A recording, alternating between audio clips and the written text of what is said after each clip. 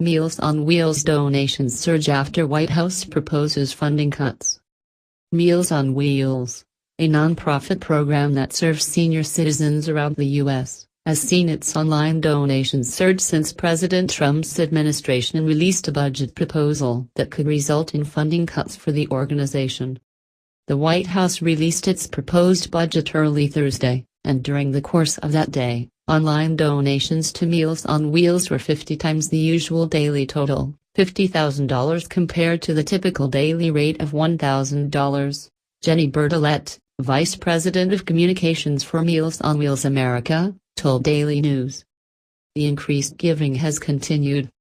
By Saturday afternoon, Meals on Wheels had received just over $100,000 in mostly small individual gifts since the proposed budget was released, Bertolet said.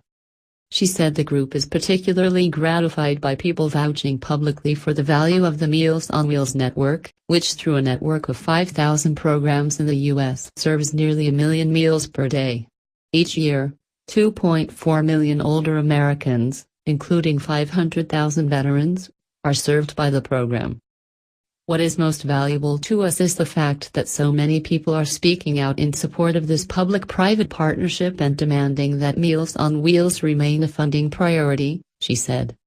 The Meals on Wheels network receives its funding from a combination of state and local funding, private donations and other resources.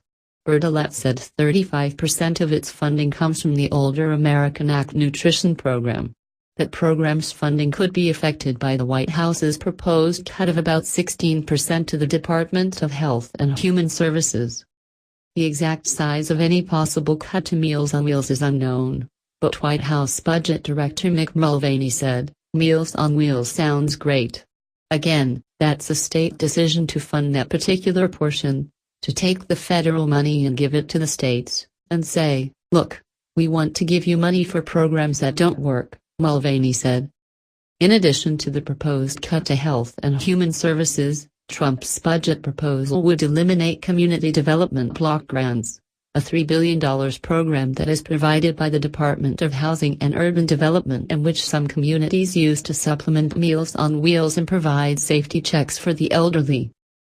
Both agencies provide funding for Meals on Wheels, although its main source of funding is the Older Americans Act overseen by the Health and Human Services Department.